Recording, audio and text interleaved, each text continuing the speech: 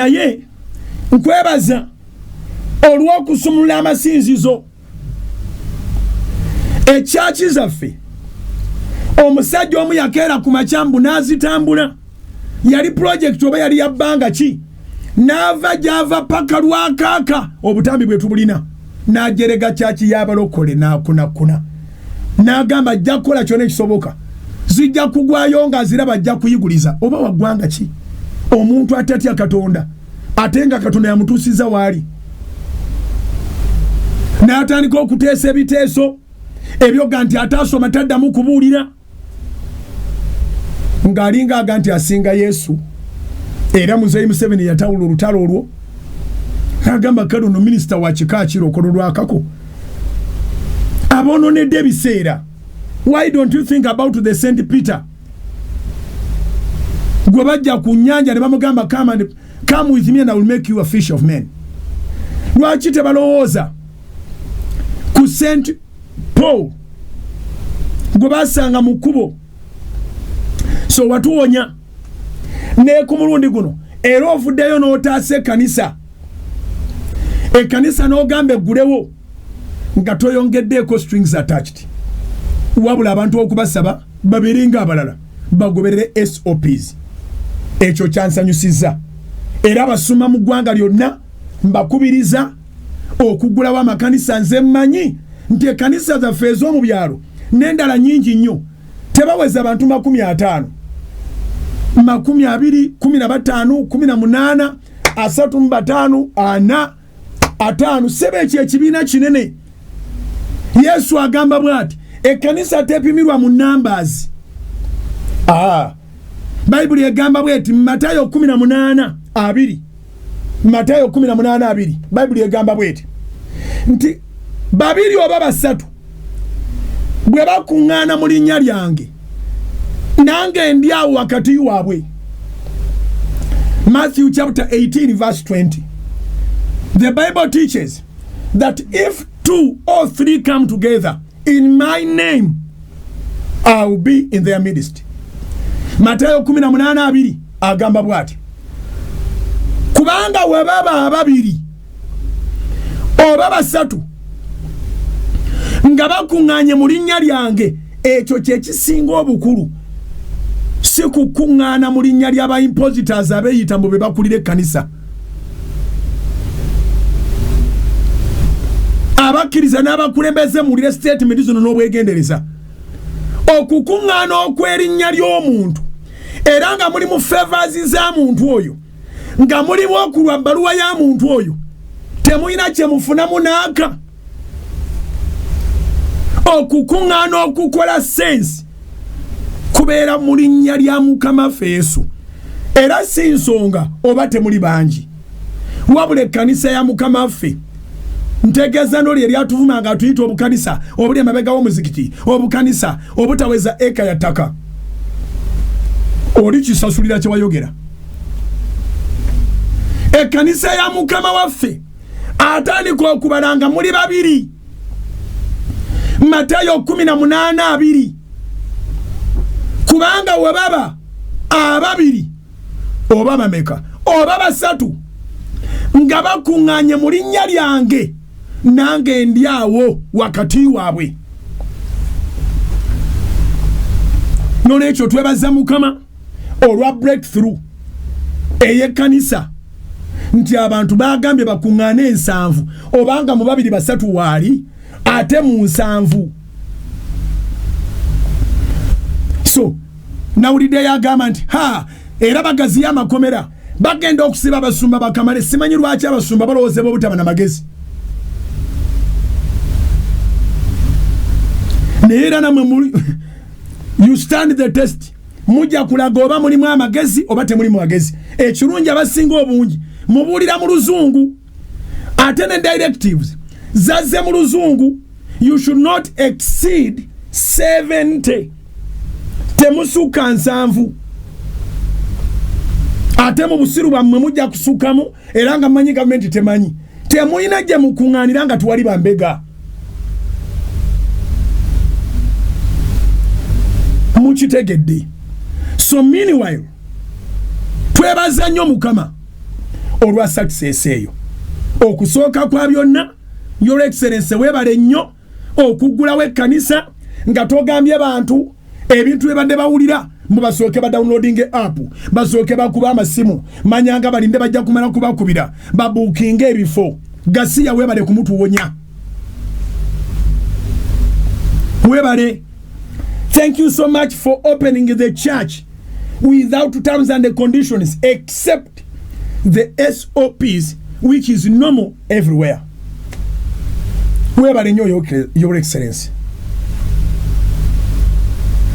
Kati fe status eyaffe nga House of Prayer Ministries International eri bweti abajja ku House of Prayer n'abali bakyaddeyo fe tuyina washrooms ezisinga obulungi oba kankyogere muri muntu lwamanyi fe tuyina toilets ezisinga obunene n'obulungi kubanga twaccommodating abantu bangi nnyo ne department yokeyo oba enkuba etonnya oba omusana gwaka ebera terimu wadde akasooto wadde akafuufu abaana ababeerayo bali above 70 between 50 and above mujukire eri ennyumba bbiri era bangi abajjanga balowooza nti aguma kaga pastor bw'aba tasula mu g'ekyengulu asula mu g'ekyemmanga nedda bambi ezo toilets abaana abakolayo batandikira mu 5 kudda waggulu abantu abajja tubassaamu ekitiibwa tukuuma ebiduka byabwe n'obulamu bwabwe. Bayibuli yayogera mu Zabbuli 127 ti Katonda bw'atakuuma kibuga abakuumi bakuumira bwereere amakulu gaakyo nti n'abakuumi beetaagisa. So security gye tulinawo eyambala n'eba teyambadde bali waggulu wa 30 ffe be tugatta abalongoosa eri ku toilet wokka n'aba security ku gate sebiri baba bayise dda mu 10 tulina ba ushers 1,500 bayayaana tebamanyi batandikira kuweereza. Tulina kwaya tulina abakadde b'ekkanisa chachi tujebaliza Katonda nene ate emanyiddwa nene etali yakwogerera kati bwe tuba tusaba ku TV tukuteerako footage tuteekako ebiva mu archives kubanga kanisa yabasabi era bw'oba togenderedde bwe mba nsaba mu studio osobola okulowooza nti tuli ku church n'abantu bali mu kusaba kubanga owulira nga tukwatagana ne movements zonna but those are archives. So tetufoojinga bwe tuyita abantu mu kisaawe Nambole kijjula ne basigala ebweru tetulina bwe tujja naye mabegakaawo nawulira mu nsi ey'omwoyo ate ne mbuuza n'abaliraana muzeeyi ne baga nti kanisa agenda ziggulawo ne tuleeta abakugu ne batupimira ekifo kyaffe nga mu ngeri y'okweteekateeka ne batugamba eka emu ebeera mu meters 10,000. Every acre has 4,000 acres. I mean, every acre has 4,000 meters. Ne tumanya nti at least bwebanga social distance ya mita 2 ku meters 10,000 eziri mu acre tuba tujja kutuuzaawo abantu 2,000 ku acre emu nene tukikendereza ddala ne tukikendeeza ne tukijja ku bantu 2,000 ne tugamba abantu katubatuuze mu mita 3 n'ekitundu ne tugamba mita 10,000 eziri mu eka emu katuziteekeko abantu 1,000 buli muntu abeerenga ali ku mita 3 n'ekitundu distance eka 8 ne tubala nti muzeeyi bw'abagguddewo nga abantu balina distance buli muntu gye yeewuunya nga ali ku TV kuba tukola buli muntu alaba nga bajja kubaawo abantu 8 to begin with 8 nga space endala tugirekedde parking. Unfortunately on our side nti 7 ne Katonda mugulu aba twewuunya nga tudidde acres 8 n'ekitundu ekirungi muzeeyi annyonnyola bulungi n'aga nti obulwadde buno bwagala nnyo mu kizimbe era mugulewo amadirisa atete musako AC kati ffe tuli munacho AC. Canaan land is an open air space. Tuinawo tents naye empewo yita mbuyisi. So twali tumanyi nti ndowooza anaagamba nti tugulewo naye buli muntu ng'ekifo ky'alina abantu batule mu mita 2 distance oba mita 3 oba 4 nga tumanyi nti kinaaba bwe kityo nti abantu banaatuula according to the meters, according to the space rather. Naye tikyabadde kya according to the space. Nabadde mpulira bulungi. Bagambye 7. So this is our official statement. Canaan land tegenda kubanga nzigule for prayers. Kubanga muzee yatukoze bulungi n'atalangira nti waliwo obukwakulizo ojja kuba essimu oba tujja kukubira oba jja kunondinga app nedda. Kitegeeza nti it is an open invitation just as the house of God is. Ennyumba ya Mukama buli omwajja. Kati bwe tugamba nti katusinzire wano tukole open invitation twagalayo abantu 7 twatudde n'abakadde b'ekkanisa n'abasuma ne tukizuula nti buli omwajja agamba nti is one of the 70. Wanji buli omwajja kugamba nti y'omu ku bantu 7 twekange nga tuli mu bantu emitwalo n'emitwalo kubanga nga tewali kwekizajuletinga tetubeerangako na lankyawo oba enkuba etonnya oba gwaka ng'abantu bakka wansi w'olukumi oba 2,000 naye nga nomo lankyawa ebeera ya 3,000 ku 5,000 on a daily basis. Sunday service abazadde nga bali engaged mu bintu bingi nga turn up ntono wabeera y'abantu omutwalo ogwo. Bwe baba nga tibalina bye bakutte tibali mu vidi tibali mu ki abantu baba ku mutwalo gumu n'ekitundu 2 kitundu bwe batyo every Sunday service. So you can imagine with a team of 1,500 ushers, with a team of hundreds of worshippers, I mean worship team, with a team of tens of thousands of followers, ensanvu tugironda kwani tutandika tu okulonda ensanvu songa ate tuli ku record okubeera compliant ne Bible yetugamba to obey the law of the land.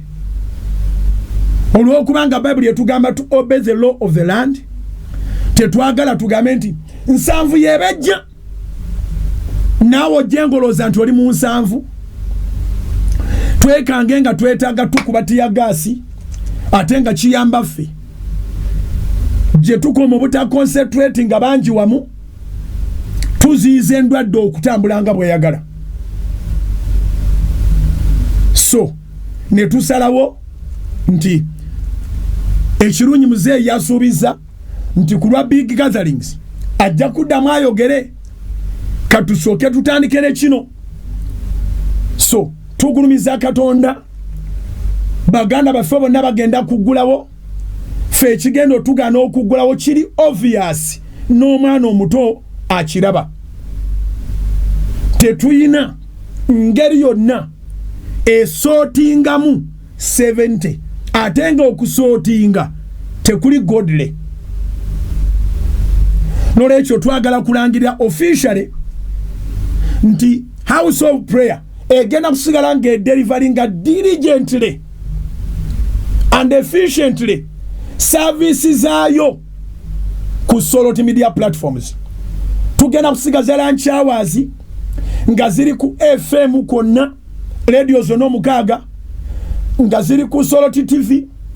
Muzeeyi yagambye nti ensanvu erino tekirizibwa tekola night prayer fe okubaletwa gambibwa nti ekkanisa zigira zigaddewo tetwosanga mu kuba wa night prayer. N'olwokutaano lwa wiiki eno tuyina night prayer egenda kubeera ku radio eri mu makaago egenda kubeera ku TV eri woobeerewo era kasookere tugitandika tetuwulirangako nti yakozinze any problem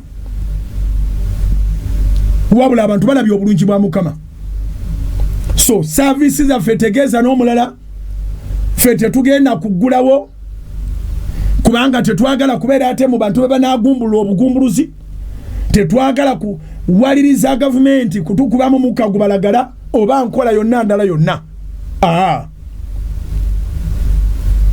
So Sunday service sawa nyapaka we tujimalira bulijjo ku social media platforms zonna. Lunch hour services sawa eza bulijjo ku radio ne ku TV. Night prayer tugenda zikolanga okuva ku sawa nyezi ekiro buli wakutaano okukeesa obudde abasumba bakyayina amaanyi ffenna tukyayina amaanyi. Twebaza ekisibo kino ekyennaku 42 era nga tukkiriza nti wekigenda otutuusa w'amaanyi. Olukuŋŋaana lw'omu October letuteeka mu kisaawe Namboole automatically terusobola kubaayo, naye ennaku zaalwo zigenda kusanga nga tukyasiba 82 tuzimala mu gwa 10 ng'ennaku z'omwezi 11 Katonda agenda kukola ebikulu. So our official statement, we appreciate your excellency. Secondly, we encourage all our brothers in the urban and in the rural areas where they are able to gather not exceeding 70, please, to start immediately, because you didn't give it any date. It was immediately. Ero lwalero ndoza wadde wabanja abaloza tunabeera ku Kanani nedda. Service tugenda zikuumira ku social media platforms. The church without walls.